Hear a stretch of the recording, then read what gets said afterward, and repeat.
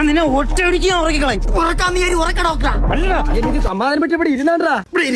അയ്യോ ഇവന്റെ അടുത്ത് പിണങ്ങണ്ടിയിരുന്നു. ഇത്ര നാൾ ഇവന്റെ വണ്ടിയിലല്ലേ കോളേജിൽ പോയിക്കൊണ്ടിരുന്ന. നാളെ തൊട്ട് ഇനി ബസ്സിൽ പോകേണ്ടി വരുമോ?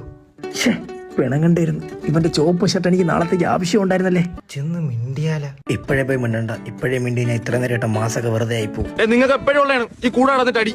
നമ്മൾ തമ്മിലുള്ള അടി നമ്മൾ സംസാരിച്ചെടുത്തോളാം. അതിലൂടെ ആരും സംസാരിക്കണ്ട. ഇവനും അപ്പം മിണ്ടണമെന്നൊക്കെ ഉണ്ട്. അച്യുതനെ കിട്ടിയല്ലേ വല്ല ആവശ്യം ഉണ്ടായിരുന്ന. ഇവന്മാരെ ഇപ്പൊ ഒന്നിപ്പിക്കാൻ നോക്കിയാ ഞാൻ ആരായി? എത്ര ഒരു ടിക്കറ്റാ?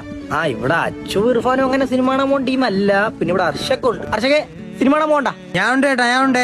ഓഹോ, എന്നെ കരുവാക്കിട്ട് അവന്മാര് മിണ്ടാനുള്ള പരിപാടിയിലാണ്. അങ്ങനെ അവന്മാര് മിണ്ടണ്ട. ഞാനുണ്ട് സിനിമയ്ക്ക്. ഒരു ടിക്കറ്റേ ഉള്ളൂ, അതാണ് അവൻ വരുന്നെന്നും പറഞ്ഞു. ഒരു ടിക്കറ്റിലേ ഉള്ളൂ. അപ്പൊ നിങ്ങൾ മിണ്ടാത്ത ഒരു സിനിമ കാണാൻ പോയാൽ ശരിയാവത്തില്ല. ആ ഒരു ടിക്കറ്റ് ഞാൻ എടുത്തോളാം. അത് ഒരു സിനിമയൊക്കെ കണ്ട് അവന്റെ പോക്കോണൊക്കെ എടുത്ത് വായിൽ വെക്കുമ്പോ മിണ്ടിയെന്നൊക്കെ ആയിരിക്കും. ഇവിടെ രണ്ടുപേരായിട്ട് ആരും സിനിമയ്ക്ക് പോണില്ല. പോണെങ്കിൽ എല്ലാവരും നമ്മളെല്ലാം ഒത്തേ പോകണം. എന്നാ സിനിമ ക്യാൻസൽ. ഇനി എന്തിനേം ഒരു ഐഡിയ.